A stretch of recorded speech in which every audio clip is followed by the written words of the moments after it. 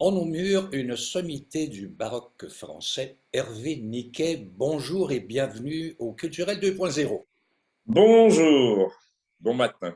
Alors, je vous ai présenté comme une sommité du baroque français, mais ce n'est pas tout à fait juste.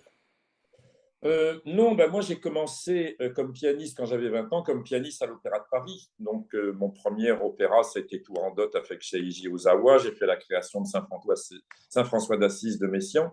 Et après, je suis passé au baroque. Donc en gros, pour résumer, j'ai enregistré 80 disques de musique baroque et puis plus d'une quarantaine, 50 de musique romantique. Oh là. La musique baroque actuellement n'est que 40% de mon activité musicale. Vous présentez les 29 et 30 à Québec au Palais Montcalm, septembre, au Palais Montcalm à Québec et à la Salle Bourgie à Montréal.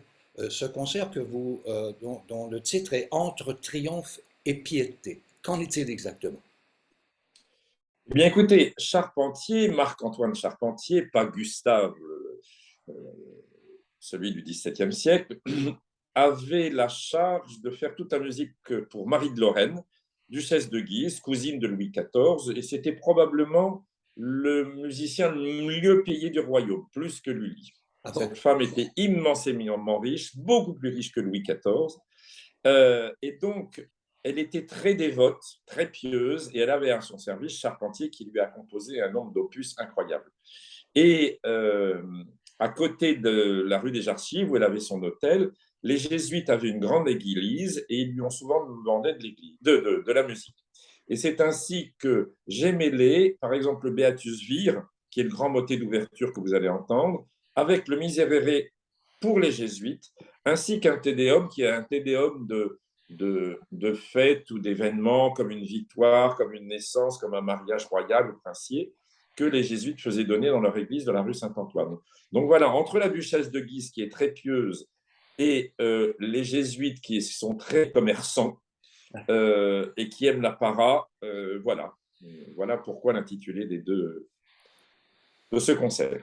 Vous serez combien dans cet ensemble clavecin en concert? Mais écoutez, le minimum qu'on puisse être pour jouer cette musique, il y a 17 instrumentistes qui regroupent les dessus de violon, les hautes comptes de violon, les tailles de violon, les basses de violon, ainsi que les hautbois, les flûtes, les bassons, deux théors, un grand or, trompette, timbale pour la para. Et vous avez 13 chanteurs, tout le monde chante, les solistes chantent dans le chœur aussi. Donc il y a 5 solistes et puis le reste sont des choristes. Donc voilà, c'est une grosse équipe de 30 personnes. Et on connaît très bien ici Myriam, je vais te laisser la parole dans Vas-y. cet instant. Mais il y a Myriam Leblanc et c'est une voix qu'on associe facilement au baroque et à la musique ancienne. Et je crois que c'est un atout pour l'ensemble. Oui, ben en réalité, tous les gens qui sont sur le plateau sont un atout pour cette musique. Alors, déjà les chanteurs, et puis voilà, il y a Philippe Gagné, plein de gens qui pratiquent cette musique, et puis surtout dans les instrumentistes, les gens qui sont vraiment spécialisés sur cet instrumentarium baroque, l'instrumentarium d'époque. Je pense à Olivier Brault, je pense à Hélène Plouffe, voilà, tous ces gens qui font la vie musicale baroque à Montréal. Et les instrumentistes joueront sur des instruments anciens aussi.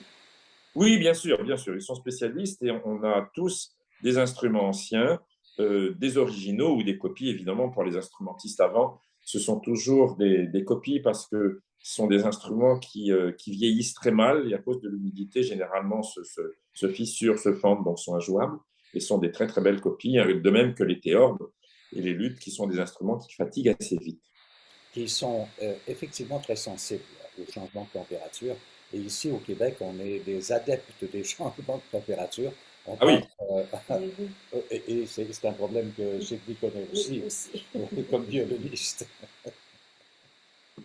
J'aimerais que vous me parliez un petit peu, vous êtes chef de chant de l'Opéra de Paris, et ça consiste à quoi exactement?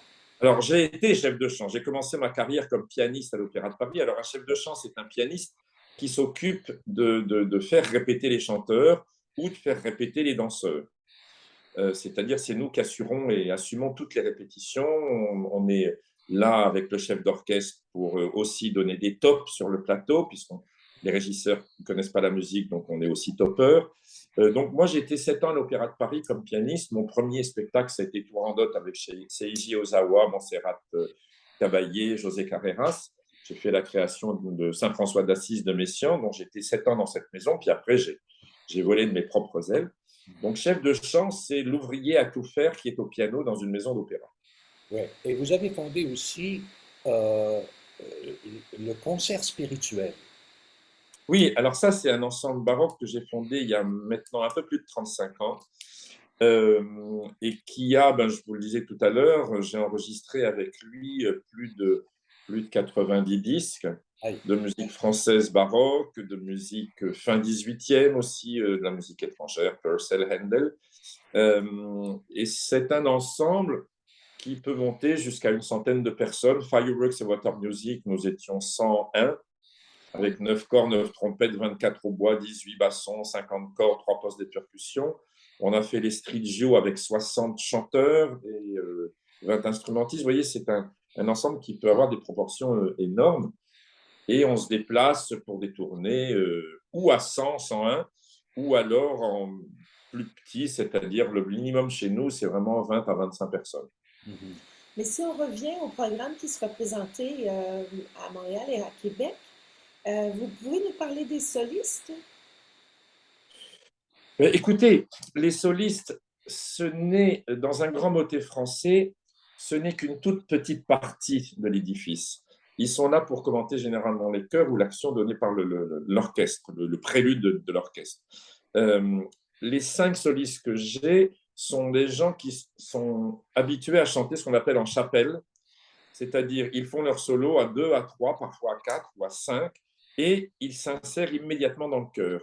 Et ce qui fait que euh, la force vocale de ces motets est vraiment tellurique, très très forte, parce que les solistes sont toujours devant. Le plan d'orchestre est généralement celui-là, l'orchestre est à plat devant, tout de suite derrière le premier rang de soliste et tout de suite derrière le rang de choriste. Donc c'est une force vocale considérable.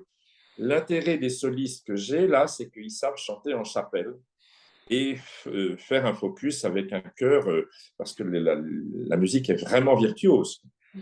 C'est des mouvements d'une certaine façon qui sont telluriques, hein.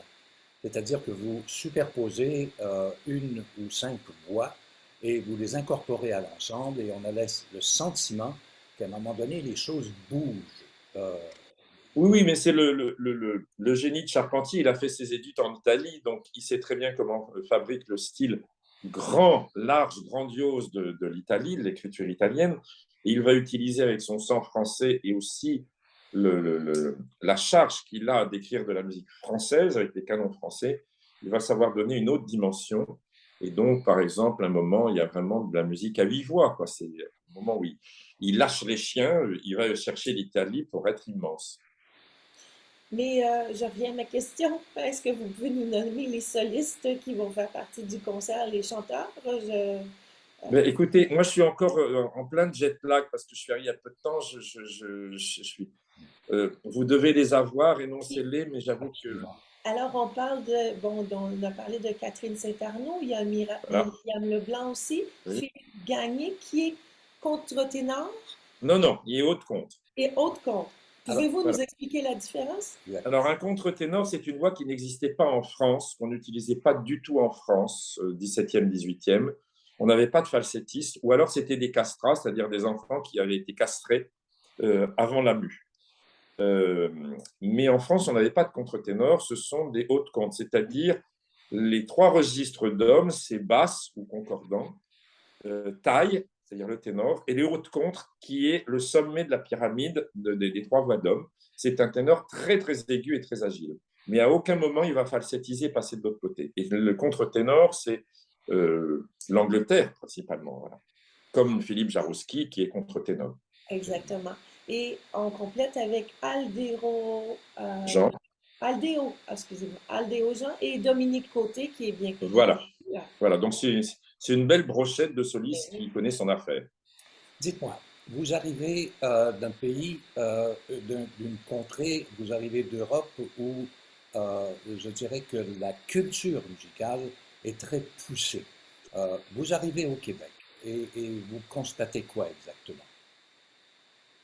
Ben, je ne sais pas pourquoi vous dites pousser, peut-être on a d'autres moyens, mais moi j'étais à la Maison Symphonique il y a 2 jours, là, avec les salles pleines et tout ça. Euh, Quand on voit la beauté de la Maison Symphonique, quand on voit ce qu'il y a à Ottawa, quand on voit ce qu'il y a à Toronto, euh, moi, je suis aussi jaloux quand je vois votre. Et puis, là, j'ai donné des masterclass au conservatoire et à l'université. Il y a vraiment des bons formateurs, il y a des bons professeurs, il y a beaucoup d'étudiants. Il y a une vie musicale aussi intense. Quand je vois le programme de Montréal pour la semaine, c'est insensé. Donc voilà, certes, il n'y a pas 5 orchestres philharmoniques comme à Paris, rien que dans même, c'est même plus que ça. Mais aux proportions du pays, l'activité musicale est très très forte. Non, non, il y a pas du tout à être jaloux. Et ça fait plusieurs années que vous venez au Québec faire des concerts? Ah oui, la première fois que je suis venu, il y a 25 ans, au Festival de la Mecque, c'est Mathieu Duguay qui m'avait invité pour le festival. Et depuis, je suis revenu. Bon, j'ai eu la période de Covid un petit peu avant, où pendant. Non, même pas, parce que je suis venu aussi pour l'OSM diriger le Requiem de Mozart. Euh, mais je viens régulièrement depuis 25 ans. Donc, vous êtes en partie québécois. Alors, de cœur, oui, Oui. évidemment. Vous êtes pédagogue, vous enseignez. Ça se passe comment? Ben, pourquoi voulez-vous que ça se passe mal? Ça doit bien se passer parce qu'il n'est pas question de dégoûter les élèves, les étudiants. En même temps, j'ai une charge de dire ce qui est, parce que le métier de musicien est tellement dur que si vous n'êtes pas vraiment fait pour ça, si votre résistance intellectuelle, physique, euh, comportementale n'est pas au niveau, vous allez vite ne pas trouver de travail. Et donc, souvent, je vois des étudiants qui sont enflammés, mais qui n'auront pas ou qui n'ont pas les capacités pour survivre à ce métier. Et moi, ma charge, c'est de leur dire, oh là, bon, là, tu as 20 ans, mais dans 10 ans, tu n'auras pas de travail. Donc, change ton fusil d'épaule tout de suite. Et puis, va vers autre chose, parce que vraiment, tu vas souffrir. Quand on se retrouve avec des enfants, une femme, et puis alors, souvent, ça se passe mal, parce que c'est un choc. Et puis, j'ai souvent des étudiants qui viennent me revoir 5 ans, 10 ans, 15 ans après et qui me disent Hervé, heureusement, heureusement que tu me l'as dit. Parce que sans ça, voilà, ça aurait été horrible, quoi. Le niveau, il faut être de plus en plus performant. Et donc, il y a des gens qui sont pas du niveau et qui peuvent pas supporter ça. Donc, ça, c'est une partie de l'enseignement qui est vraiment dur à assurer, mais c'est notre obligation de faire ça. On ne peut pas pousser des gens dans une impasse. Et alors, ce qui reste, évidemment, ben, il faut apporter tout le métier qu'on a, l'expérience, tout ce qu'on a lu.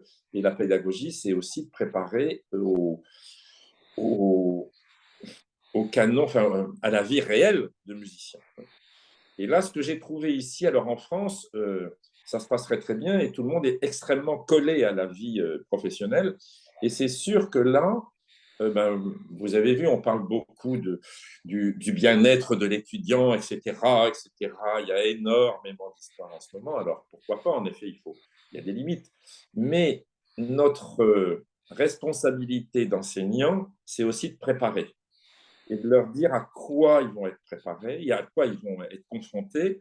Et on n'est pas là pour les chouchouter, comme me disait un enseignant qui était scandalisé que je dise à quelqu'un ce qu'il en est et ce qui ne va pas pour l'améliorer.